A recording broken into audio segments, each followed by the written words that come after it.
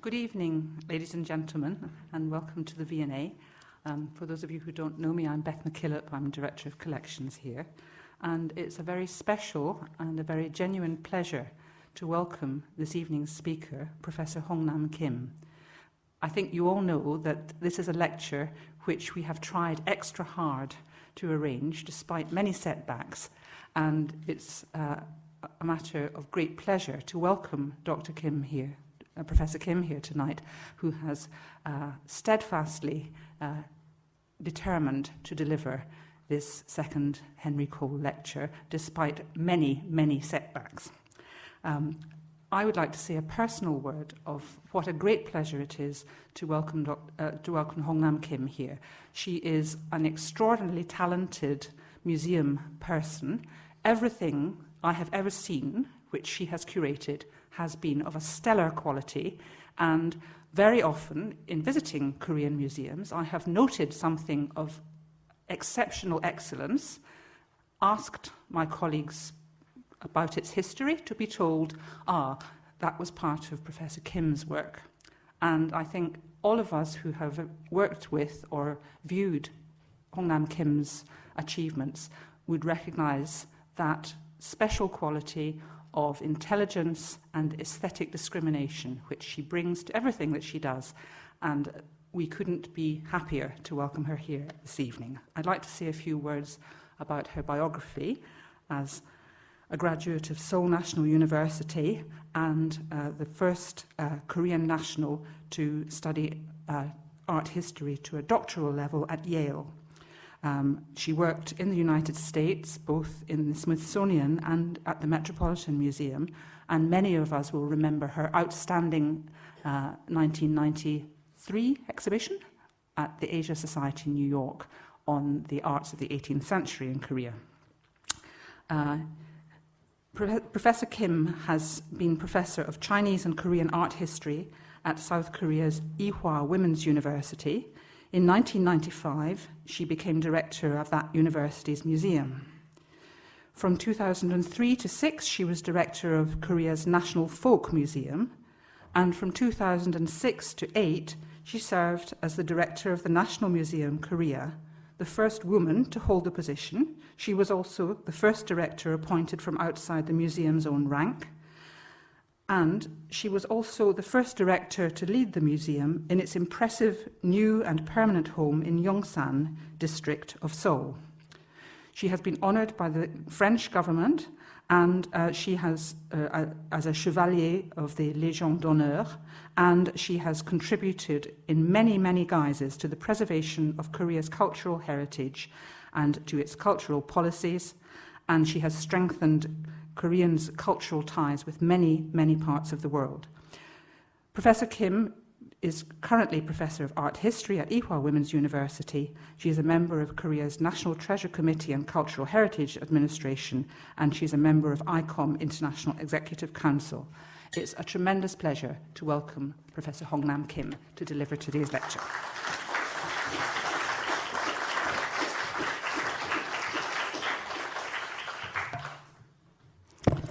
Thank you for that very generous introduction of me. And I thank you for all of you to come this evening to hear my lecture. It's really wonderful to be here, this time the motherland admitted me to enter this part of the globe. And nevertheless, I was very sorry that the postponement of my lecture has inconvenienced many, including my colleagues at the V&A. Before I left Korea, I went through a Google search to find out who Henry Cole is, because I didn't know about him. And then found out really wonderful things about him. And I felt his contribution was so great in the British cultural history, particularly for this eminent museum. And I was very honored and humbled, actually. My talk today is about national museums of the People's Republic of China, Japan, and the Republic of Korea, and the cultural nationalism at these institutions. Japan was the first in Asia to launch national museums in the late 19th century, starting with the Tokyo National Museum, followed by the Kyoto and Nara National Museums.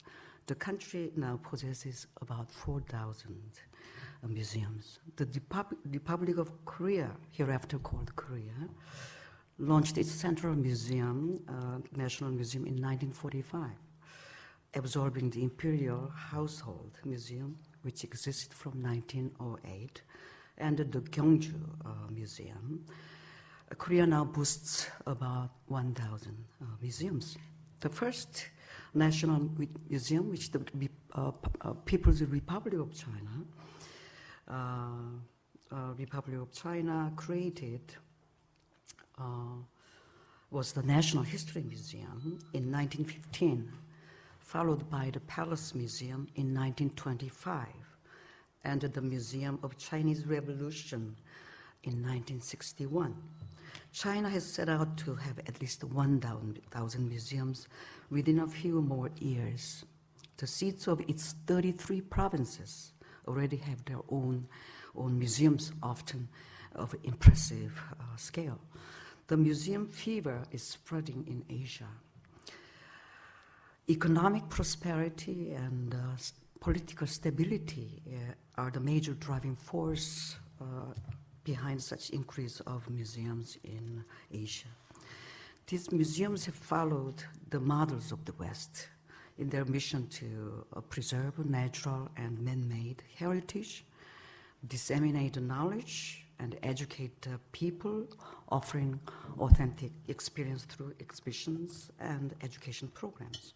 Nevertheless, one peculiarity observed from these institutions is the presence of cultural nationalism of varying intensity, which can be discerned from their collections and other programs. As proven by their birth years, cultural nationalism is indeed their birthmark, a powerful driving force in the colonial and post-colonial era, multi-layered with the different agendas.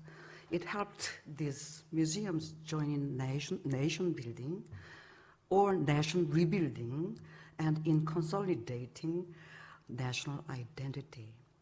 But when too prevailing or when left inmost, it can continue to shape all programs, knowingly and unknowingly, promoting prejudice and disrespect among the people of three countries. It can even take a form of cultural imperialism in which hegemony, in a cultural sense, is the explicit goal of the nation states in relation to foreign cultures, as seen during the colonial period. National museums are the fountainhead of social institutions of these three nations that are shaped in the penetrating process of corresponding and even promoting the values of cultural nationalism.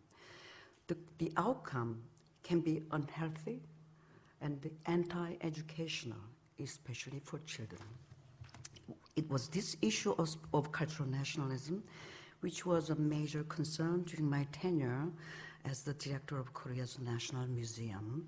The question was, how much of it is a necessity and how much of it should be expelled to make the Asian community a healthier and a more friendly one with mutual tolerance and respect. In this rapidly changing social world, there isn't much for us to hang on. Museums and perhaps universities and libraries may remain as the last institutions for spiritual comforts, purification, and the assurance of humanity. Now, first, let me brief you on the nature of colonial nationalism in the region. Then I will move on to describe how cultural nationalism was operated in the past and what sorts of change have occurred to affect these museums in the recent years. I must say that the subject turned out to be so loaded that it was like disturbing a beehive. I hope you will bear with me. The first is the cultural nationalism and the national museums in East Asia. Cultural nationalism in East Asia is deeply rooted in the region's geopolitical history. When I talk, I shall have on the screen a moving cultural map of 2,000 years for the region as a simple historical survey. The dramatic changes in this map are the results of bloody wars, conquests, colonization, and independence struggles, which involved nearly 60 ethnic groups in the East Asian region. Included are the Han Chinese, the Koreans, and the Japanese, who became the final winners in the region as of today. Naturally, ethnic solidarity, patriotism, and nationalism were the strongest weapons in these struggles for ethnic and national survival and political and cultural hegemony. The map ends with the colonial period. Am I going too fast? But you can still watch it, okay. The map ends with the colonial period when Japan nearly succeeded in taking over the entire region, only stopped by the atomic bombing of its mainland in 1945. During these dramatic turns of event, grievances, mistrust, hostility, hatred, racism, bigotry, vengeance, protectionism, and ultra-nationalism were incubated and cultivated against each other. It took forms of anti-Japanese sentiment in China and Korea, anti-Chinese sentiment in Korea and Japan, anti-Korean sentiment in Japan. Among all the countries which participated in the BBC World Service Ball in 2007 and 2009, South Korea and the People's Republic of China were the only ones whose majorities had anti-Japanese sentiment. The map is still in flux. There have also been the continued territorial dispute about some islands currently controlled and claimed by Japan, but claimed also by China. Japan and Korea are still in debate over the island of Dokdo in the shared Sea of Korea and Japan. Still, numerous issues from the time of Japanese rule continue to generate ill feelings in China and Korea. It has a lot to do with Japan's refusal to admit and apologize for its wrongdoings, refusal to compensate the victims, and to continue distorting history in school textbooks. The fact is that there can be no forgiveness if one does not ask for it or want to be forgiven. The political situation has also gotten much more complicated owing to the division of Korea by the warlike, I will need, yes.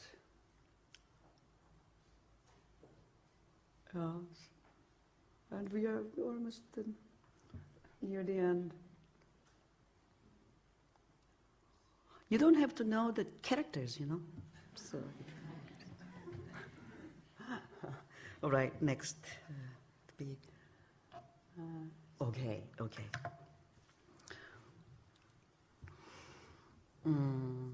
The political situation has also gotten much more complicated owing to the division of Korea by the warlike communist North.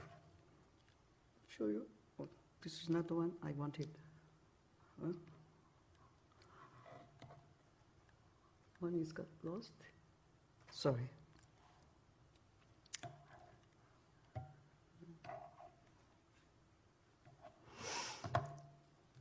I will find it somewhere. Oh, it got lost. The pragmatic and democratic capitalist South, a precarious situation which offers ground for political manipulation to China and Japan, the former siding with the North for its own interest, the latter as a reason for a new military buildup. China's recent annexation of Tibet and the land of Uyghur has made all their moves in the region suspicious of hidden intentions.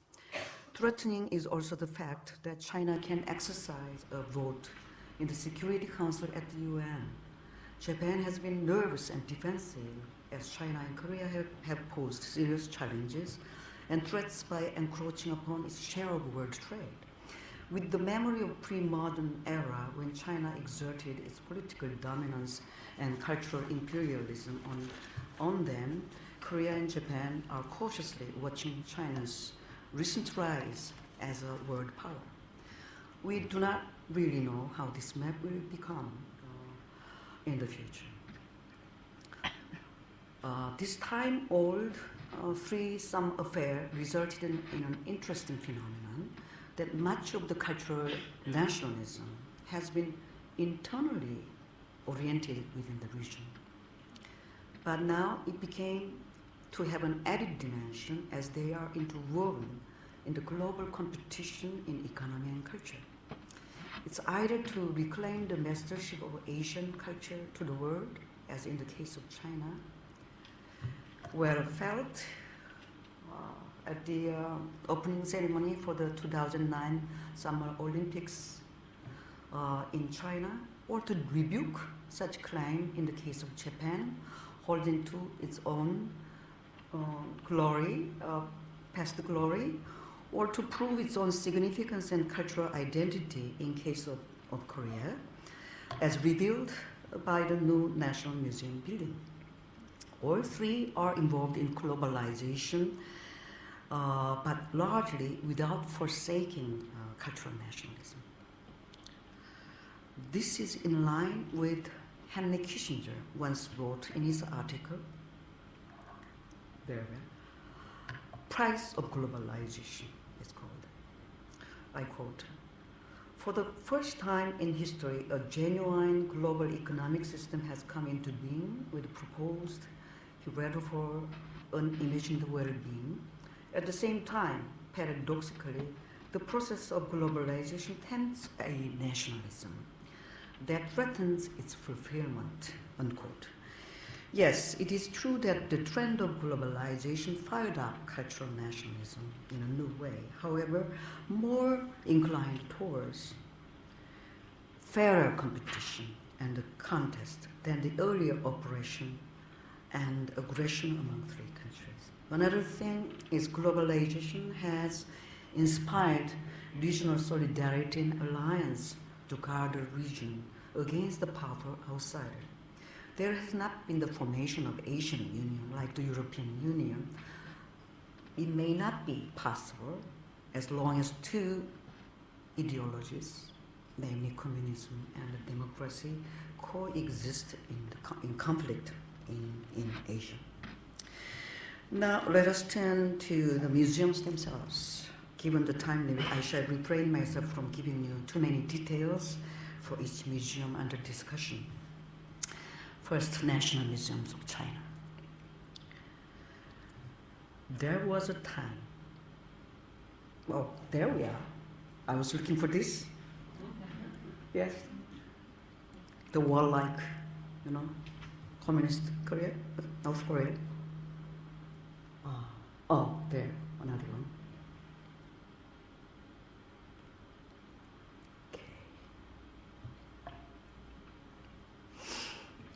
There was a time when the Chinese culture was represented by the two great national museums, the Palace Museum, Beijing, in the Forbidden City, and the National Palace Museum, Taipei. But about 10 years ago, the Communist Party decided to create a new National Museum of China by merging the existing History Museum and the Revolutionary Museum attached to the Tiananmen Square. It's due to open within this year.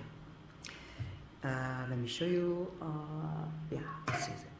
In a rather lusty condition, rarely visited, it had been more famous since 1990 for its countdown billboard hung on its 330-meter-long facade for such events as the resumption of China's sovereignty of Hong Kong and Macau, for the Beijing Olympics 2008, as you see here, and most recently for the 2010 Shanghai Expo. The State Administration of Cultural Heritage has recently handed over to the museum about 400,000 cultural relics in its possession as an addition to the existing 600,000 items. Major archaeological discoveries heretofore housed in provincial museums will be presented on a rotation basis. When it opens, the new exhibition space of 192,000 square meters would more than double the previous space. It will have 28 new exhibition halls and state-of-the-art exhibition facilities and storage. The museum will become one of the largest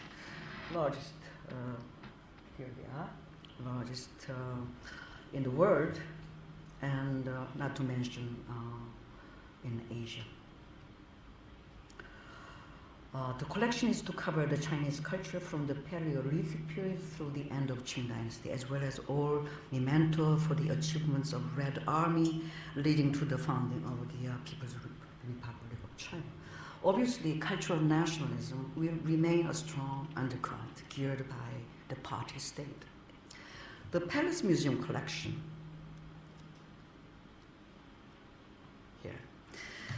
in the Forbidden City shares the Ming and Qing Imperial collection with the National Palace Museum, Taipei. Quite a number of objects from this Imperial collection also went overseas during the chaotic time of dynastic collapse and in the early part of the 20th century. Limited by the nature of the space and the collection, the museum could not extend its programs much beyond its holdings. However, lately, it managed to create a space for international long exhibitions. It has held such exhibitions as the one from Vienna's Royal Collection. Both museums have not held full-fledged Asia-related exhibitions in their history, as far as I know. In 2007, however, when I met the director of the new National Museum, he revealed a plan to install a permanent space to show Asian art on a rotation basis.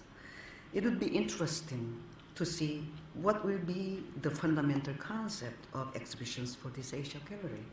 Would it be that of cultural diversity, cultural relativism, or continued cultural imperialism? Would it be too hopeful? They may try to show how the East Asian culture flourished as a creative extension of and eventual independence from the Chinese culture, as exemplified in the Western art history and by the great Western museums, which have recognized all important achievements of different countries and regions in the West. China's nationalism and cultural nationalism, coming from both the state and the people, were understandable at a time when China, having escaped from the crisis and felt insecure of its national and cultural identity and defensive of the influence of the Western culture. Now time has changed. It's hopeful that Chinese historians, art historians, aesthetic minds would come forward to link all Asian culture and art in a holistic approach. Hopefully, China, a big country, stands with a big mind to embrace cultural and ethnic diversity and history of the region and redefine its larger role in the region. Again, hopefully, there will be no more of the old Han Chinese mentality that we are the center of the world, we are the sum of Asian culture. Now, let me move on to the National Museums of Japan. Unlike China and Korea, whose holding of cultural relics, both public and private, is much limited to the heritage of their own people, Japan's holding covers a diverse range, from its own to the Western art and to that of Asia, especially of China and Korea. The country's East Asian collection began very early on when Buddhism was accepted as the state religion, initiated by the recent Tokyo National. Didn't I? Why is it here? Okay, let me just go through this now then. Tokyo National Museum, Kyoto National Museum, 4 national museums, Nara National Museum, and Kyushu National Museum, which was opened in 2005. So later when I talk about, please remember these slides. Okay, here we are. Began very early on when Buddhism was accepted as a state religion, initiated by the recent Prince Shotoku Taisi. This featured this 10,000 yen Japanese banknote, and the ruling Soga family of Korean origin in the late 6th century.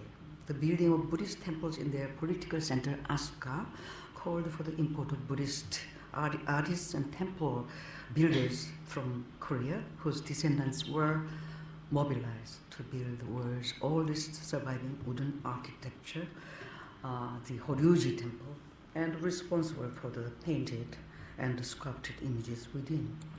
From the Nara period of 8th century, Japan turned away from Korea to Tang China and its culture with great enthusiasm.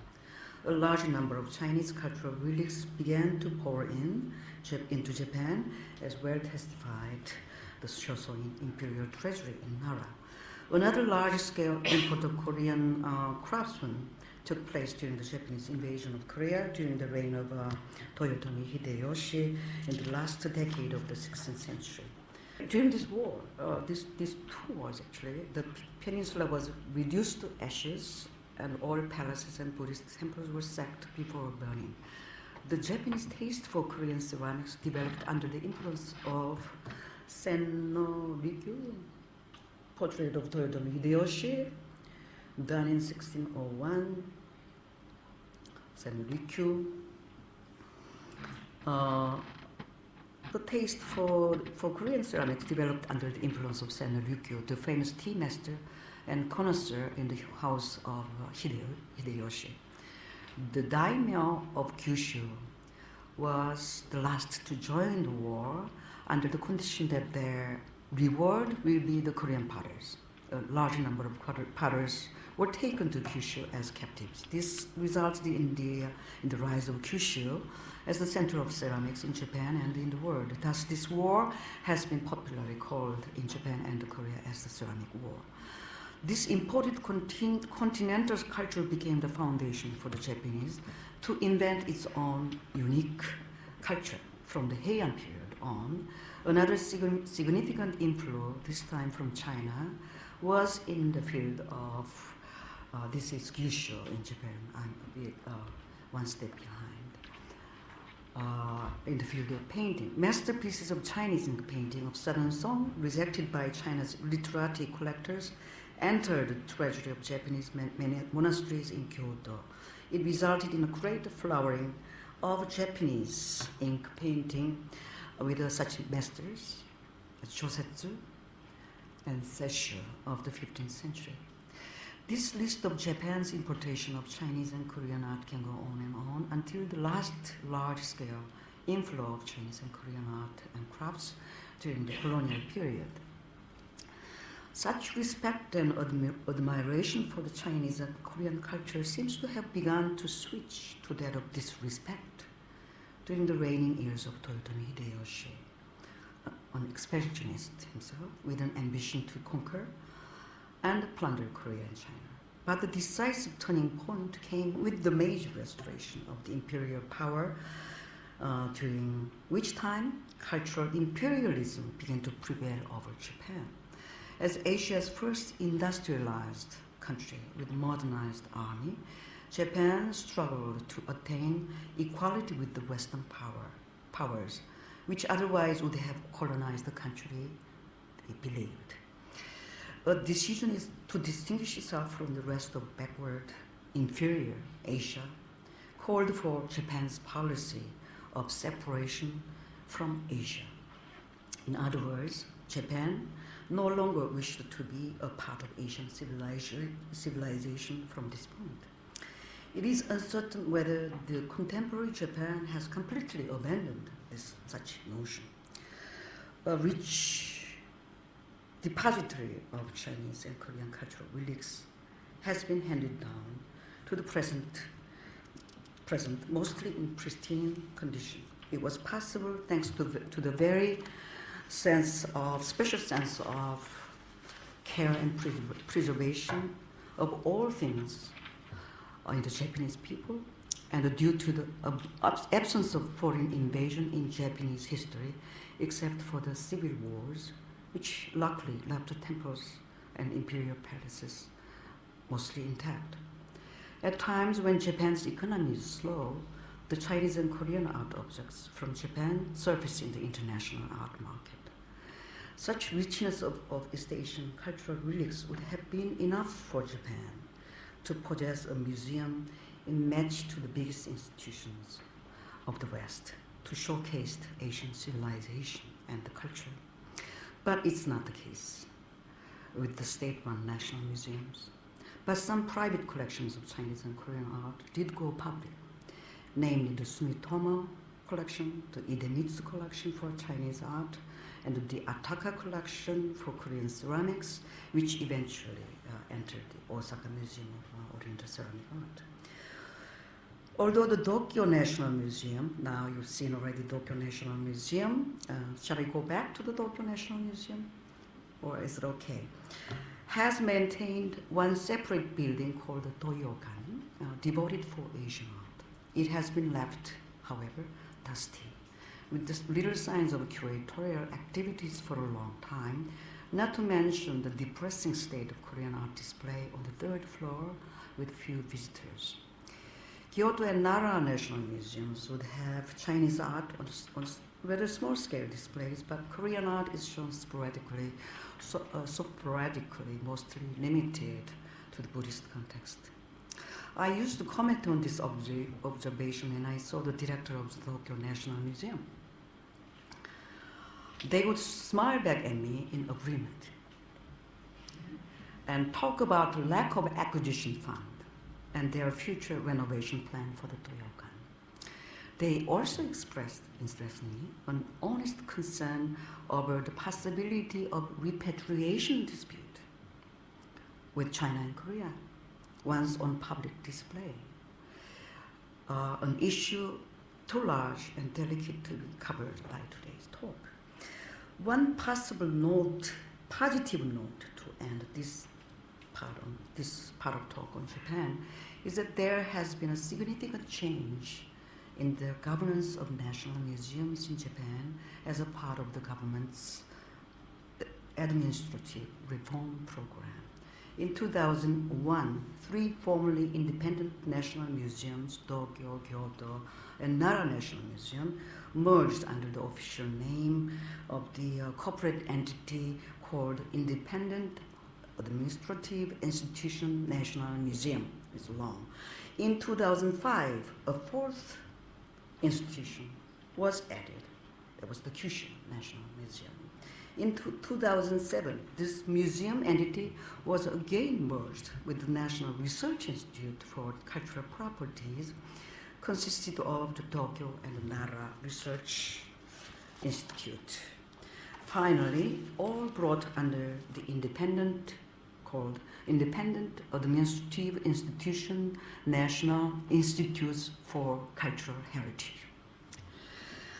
As a long-term goal, Japan's National Museum aims to enhance its function as an educational facility and as a platform for international cultural exchanges and the dissemination of Japanese culture. Short-term planning is focused on improving the efficiencies of operation, enhancing the range of services provided to the public, and consolidating the museum's financial position. This consolidation, however, meant the restructuring of manpower. By cutting at least 1/5 of the staff, it also meant the reduction of government funding by about 40%, as well as the step rotation among the institutions.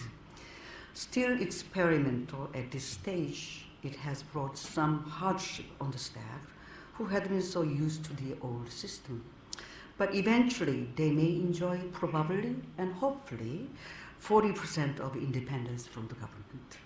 Now, we will wait and see what our museum colleagues in Japan will do with this newly acquired freedom as spelled out in their mission statement, and whether they will be able to turn this freedom into the freedom from Japan's own burden of the past. Now, let me move on to the National Museum of Korea, the last museum we'll be talking about. Historically, a significant sign of Korea's burgeoning cultural nationalism appeared in relation to China, which was the invention of Korean alphabet in the early 15th century. Initiated by King Sejong, a project was to resolve the discrepancy between the spoken language and the written one borrowed from the Chinese writing, and the resultant high illiteracy among the people. The project was carried out as a top secret, kept from both the Ming Chinese government and the Korean Sino-sycophants, who would have opposed it as a challenge to China's political and cultural authority. As a small country adjoined to the Chinese mainland, Korea had to endure the domineering attitude of China for its survival, but not without a mixed feeling throughout the pre-modern history. Nevertheless, Koreans have kept basic respect for China as a cradle of East Asian civilization. But the case of Japan is quite different. Historically, the Korean people consider the Japanese culture being at a receiving end under its own influence.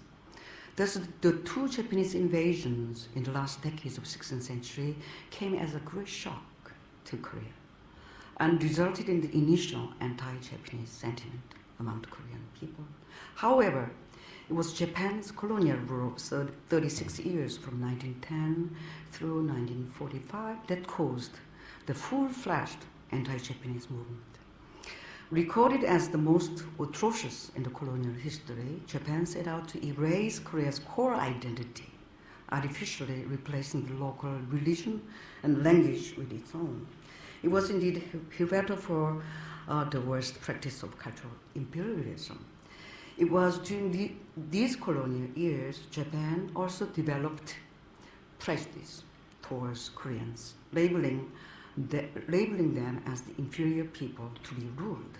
In the year of 1965, 20 years after the liberation, when the government of two countries agreed to open a diplomatic relationship, there were demonstrations and riots throughout the country against the decision, which I myself witnessed vividly as a junior high student at the time. The fact that the new Korean government, established the National Museum in 1945, the very same year of liberation, is very telling of the museum's significance in the process of nation building and the consolidating national identity. The collection was meager, made up of the imperial collection of small and rather mediocre quality. Let me show you. This is the imperial collection. A small building in the palatial complex. The only non-Korean objects were the Han Chinese material excavated in Lolang, the present Pyongyang of North Korea, and the Otani collection of Central Asian Buddhist art, both of which were left behind by accident when the Japanese left Korea hurriedly after the surrender.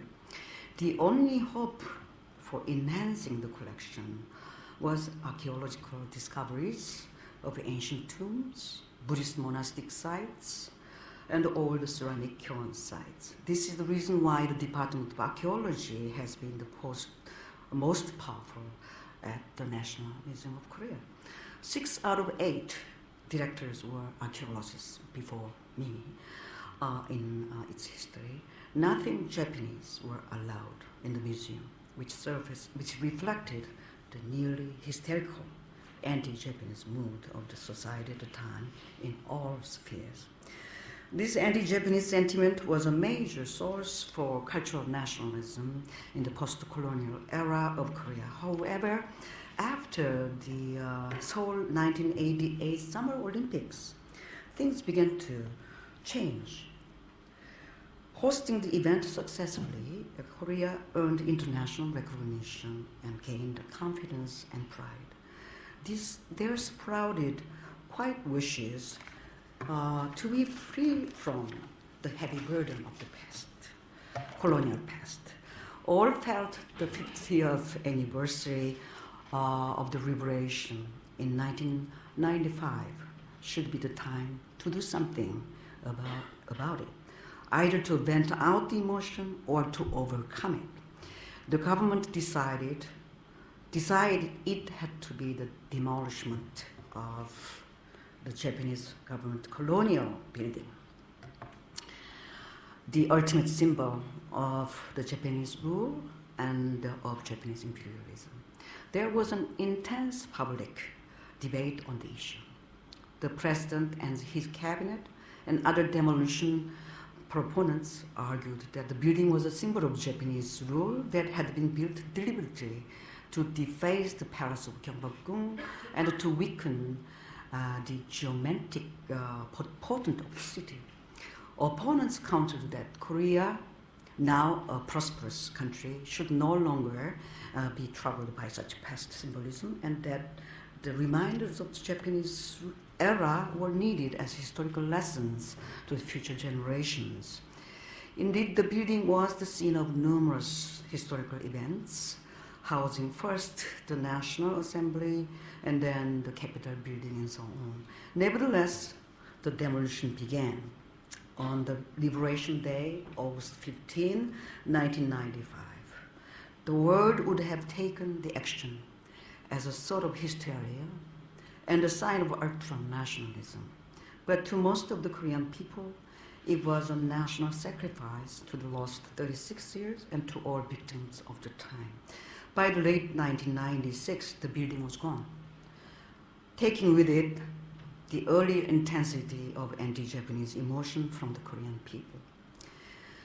In this event, the National Museum took a direct blow, since the building had been the home of the National Museum from the year of 1986, having to move again in less than 10 years, this time with no building ready to move in. Some young staff expressed concerns over the safety of cultural relics and even staged a demonstration by a covenant of joint signature with a catchphrase: build the museum first, demolish the building later, kind of, catchphrase. However, the government confirmed a decision to move the museum into a temporary building within the palace complex and made public its plan for a new national museum, this time of a grand scale, to become the largest in Asia. The result is the present building for the National Museum, which was opened in late 2005 after nearly 10 years of preparation. With the new museum, Korea seems to have entered a new phase of cultural nationalism, more relaxed, rid of the post-colonial and post-war resentments and self-pity. One significant step was to stop being a museum indifferent of other Asian cultures. The government accepted a proposal by the program committee to add an exhibition hall devoted to Asian art. But this move was somewhat counteracted by the addition of the Hall of History pushed by the historians who were armed with a strong nationalism. The lack of historical collection was one reason given by the opponents who insisted building a collection first and then an independent history museum. The outcome was otherwise, as seen in this. Well, I will have to move on. This is the interior of the museum, showing the grand path of history. That's written here.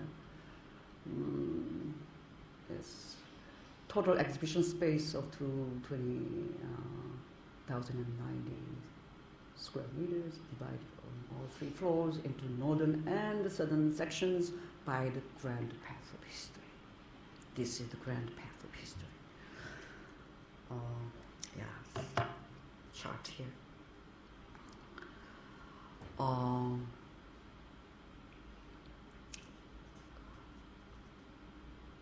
The need to fill the history hall ensured interdepartmental tensions of the limited pool of relics. As a consequence, the Hall of History had to be left pretty much devoid of the cultural narration of history, since the other 2 departments of fine arts and archaeology were reluctant to share the cultural relics which had been under their care. In the midst of all, the Hall of Asian Art was left uncared, with no department responsible for its upkeep and programs. Less than a year had passed since the opening when I was appointed as a director in August 2006. The museum was not quite settled in terms of organization and programs. Those yellow marked on the chart are the departments I managed to install or upgrade while in office. The program of exhibition, education, and acquisition were also found in need of more historical objectivity and inclusivity if the museum wished to be a truly representative of Asian and Korean culture. This direction, when successfully implemented, would have influenced the 11 regional branches here, as you can see, under its directorship. With the new department of special curators, the Hall of Asian Art was finally taking a better shape, with a separate gallery for the South and Southeast Asia, the Central Asia and Himalayan region, China and Northeastern Asia, Japan, and the Chinese relics excavated from Lolang, and the Sinan Seabed.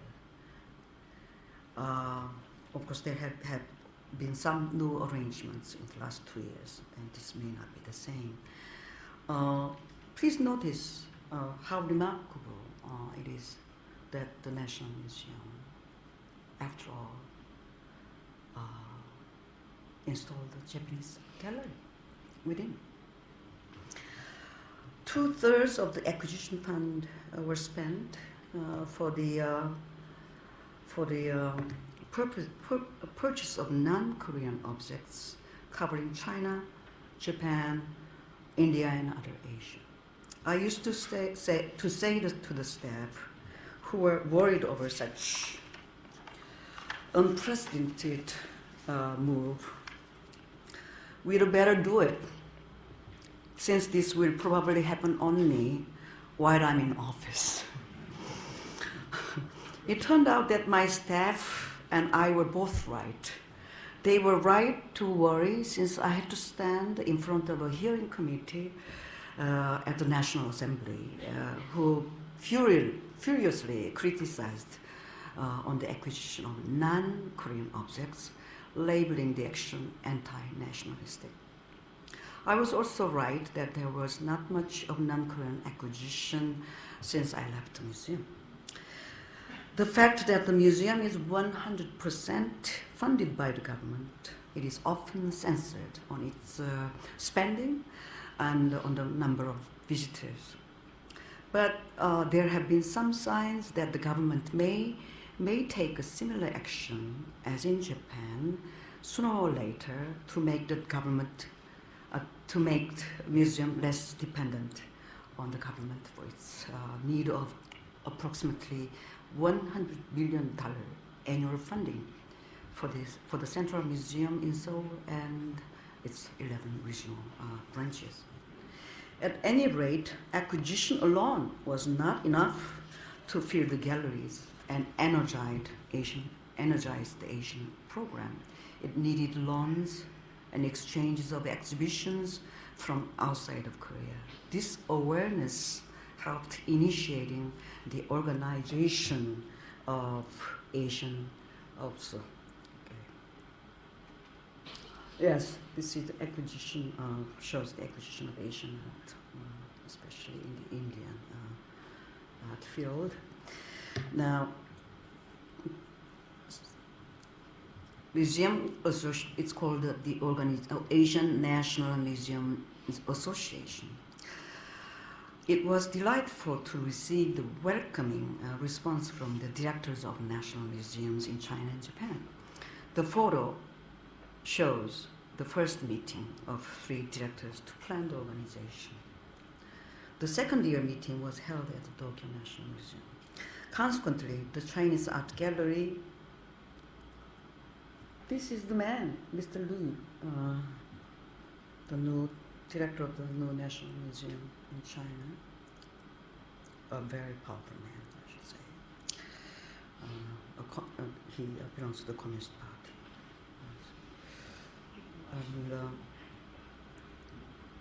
And yes, Asian Art Museum Directors Forum, Tokyo, 2008. Consequently, the Chinese Art Gallery received a long-term loan from the National Museum of China. The loans from the Vietnam Ethnology Museum, Hanoi, made possible a special exhibition of Vietnam. There were also long-term loans from the National Museum of Indonesia for the South and Southeast Art Gallery. The Japanese Art Gallery also received help from the Tokyo National Museum to make up for the shortage of objects and to organize special thematic exhibitions. These exhibitions brought the foreign residents into the museum to feel proud of their own cultural identity. Delightful as all these were, the exchanges was still in one-way direction. It was hoped it would not remain so when the special gallery for Asia is in operation at the new National Museum of China, and when the Doyokan of the Tokyo National Museum is finally renovated.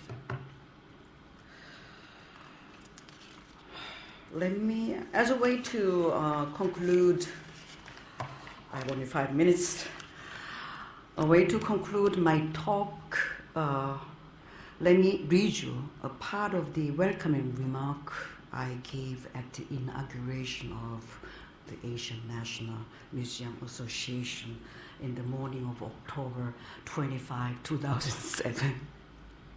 It reads, I would like to welcome all directors and representatives from the National Museum of Cambodia, China, India, Indonesia, Japan, Laos, Malaysia, Mongolia, Singapore, Thailand, and Vietnam. Over the past decades, the National Museum in Asia have exercised cultural leadership in preservation and the promotion of one's own heritage, but admittedly with little interest in the culture of neighboring Asian countries. We have been all immersed in one's own cultural heritage for many, many reasons, mainly as a defensive mechanism, as a post-colonial reaction, or in fact, in face of the westernization of culture, or as both. The National Museum of Korea was not an exception in this regard. Today, we gathered here in Korea to launch the Asian National Museum Association with a shared belief that now is the time Asian countries began to think beyond one's own cultural nationalism to understand and appreciate the rich cultural diversity and its contribution in the making of Asian civilization.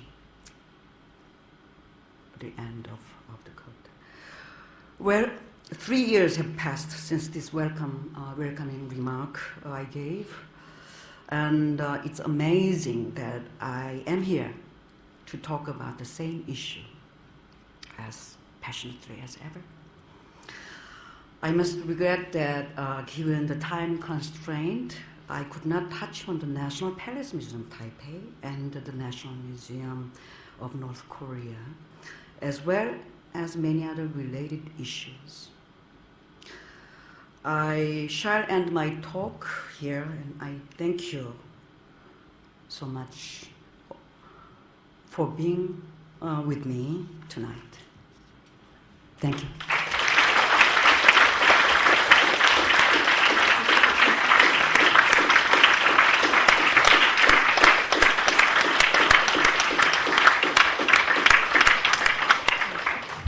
I'm sure everyone would like to join me in thanking Hongnam for a very thought-provoking and timely lecture, and I don't want to lose any time in taking the valuable opportunity to respond to her readiness to take questions. So if you have some questions for Professor Kim, please address them to her now. I am Jan Stewart, and my question is, you've looked at how important it is to have in each museum in Asia representations of different Asian cultures. Mm-hmm. And I was wondering if you see any value in ever doing exhibitions or galleries that bring together comparisons or contrasts, say Buddhism across Asia or the use of ritual vessels across Asia. Is there any validity in doing cross-Asian exhibitions? Oh, that's a very valid approach, I believe, and we should have more of that kind of exhibition, I think. Yes. It's perhaps more of a comment than a question, but your last slide reminds me that in the last few years, really perhaps last 5 or 10 years, Korea has become quite suddenly a much more multicultural society, with Vietnamese and Chinese and many other Asians living and working and marrying into Chinese culture. And I hope that will add weight to what you were trying to do. And clearly there are now many more Koreans involved in mixed marriages and living in Korea, and that will help to sort of attract people into museums and create greater awareness, I hope, of other Asian cultures. Yes. Yes, thank you for the comment. In fact, 2% of the population now are foreign residents in Korea now. And it does make the Korean culture really much richer in many ways. Nevertheless, it also poses some problems as well, yes, especially with the children of the mixed marriage. Yes, so that's why we try to bring them into the museum to, make them feel welcomed and comfortable.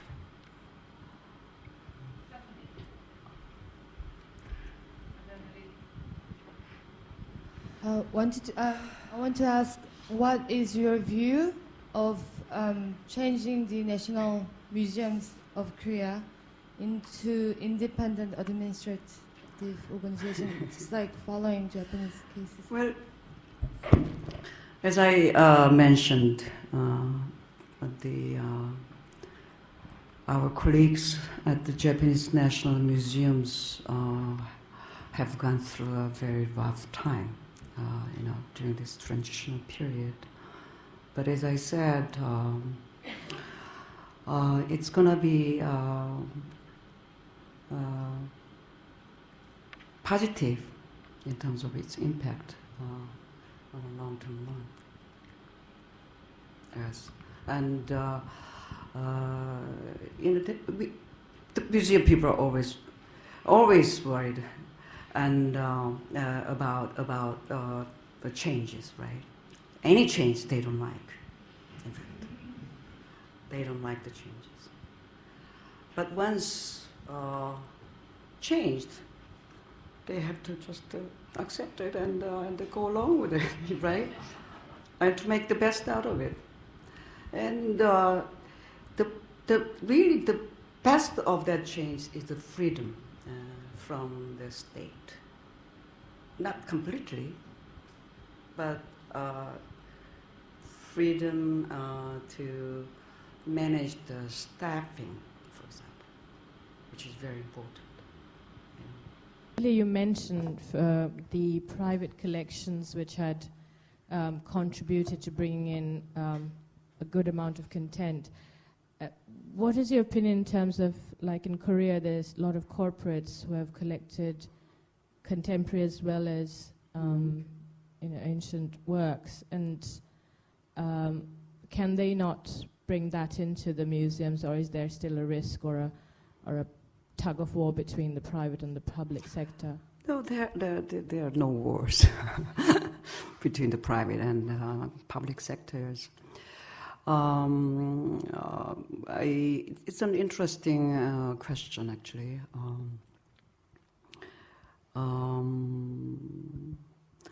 I think it's important to have variations of museums, in the society, private and public, and collectors, private collectors, also contributes a great deal to the development of culture, development of museums, and so forth. And they eventually would give, as a gift, their collection to museums, if they wish, right? So the disbursement of cultural relics without really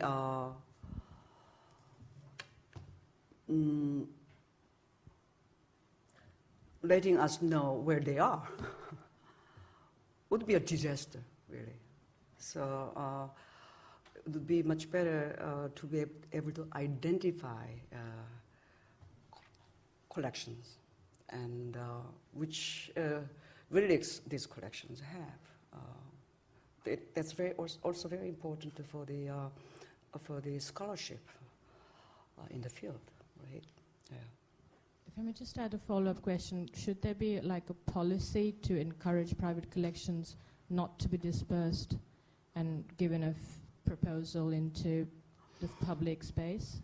Because there is a public space funded by each country. I mean, the reason I'm asking this is we're seeing a lot of emergence of private museums in India, and there's a constant tension between where the works go.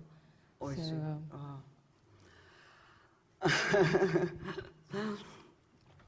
Well,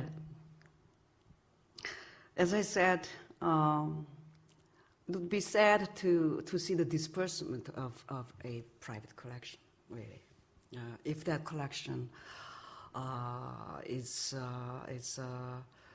of good quality, of importance, then it would be a tragic, actually, to see it go.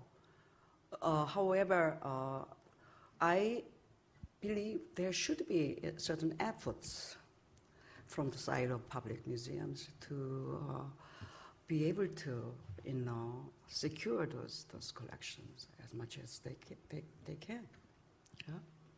As we all know, your contribution to the development of National Museum is tremendous, and to bring its status to the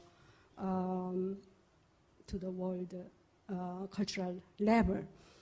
I would like to mention one fundamental issue, what we all face, as you and I, we are university professors, and we have in Korea, just like in Japan, and I think in China too, Chinese universities, very big problem because we do not educate young elite students our neighboring culture and train them. For instance, Tokyo National University did not have Korean studies for a very long time, not even mentioning Korean art history taught there. And at the Seoul National University, the same thing happens. And I do not know whether they have established any Japanese art history there yet. As far as I know, fortunately, Jang Jin-sung is appointed, who is trained as a Chinese art historian, to educate his student more in that direction. I do not know any other Korean universities except language department whether Chinese histories and Chinese art history or Japanese history or Japanese art history are taught. That is one of the main, in my opinion, the stumbling block to understand from the elite level to understand our neighboring great cultures, both China and Japan equally. And the same thing happens in the West. I have been struggling for 20 decades, more than 20 decades in the West.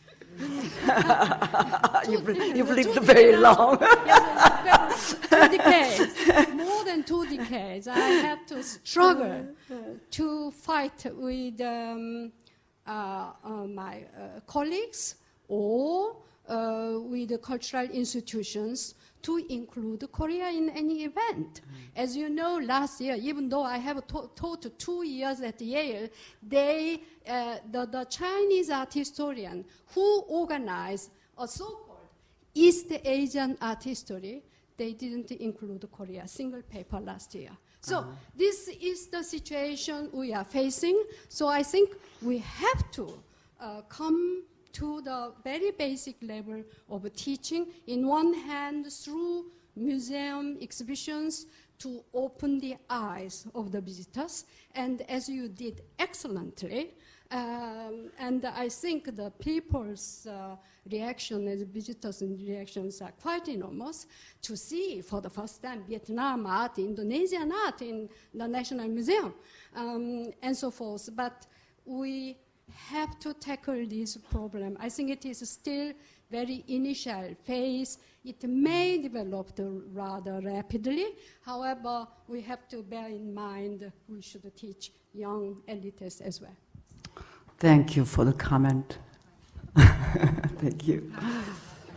Yes, yes.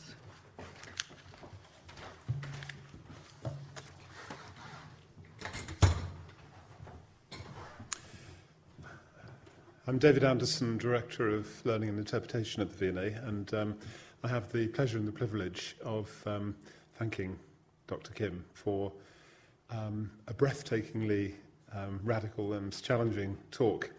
Part of the purpose of this lecture series is to encourage us to look more deeply, to look more broadly at our practice in cultural institutions in Britain. And it's been a mission, I think it would be fair to say, to bring Dr. Kim to London. It's one that nature has intervened to try to stop on a couple of occasions. I cannot tell you what a pleasure it is now to see her here today, and it's something we dreamed of for a long time as well. Her vision is evidently radical for Asia. That's been clear from what she said.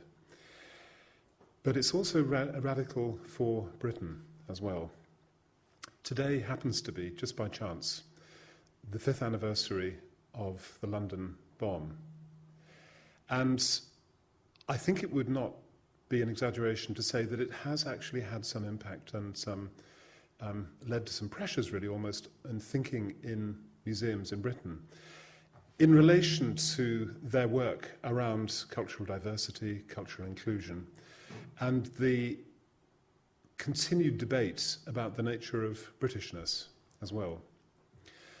And there's no doubt that there has been some pressure to come to a sense of common identity, if you like, in this country as a result of that. The questions we have are really how would that be done, and what would the consequences of such a move be? And we know that our history curriculum, for example, is being revised this year. We understand to put greater emphasis on European history, and by implication less emphasis on other areas of history as well. And this doesn't leave museums immune. So a question that we can take perhaps from the talk tonight is, what of cultural nationalism in Europe? What of cultural nationalism in Britain? And what of cultural nationalism in London? We can learn from Dr. Kim's vision of cultural respect, and I believe that will be a great legacy of your lecture. Thank you for that.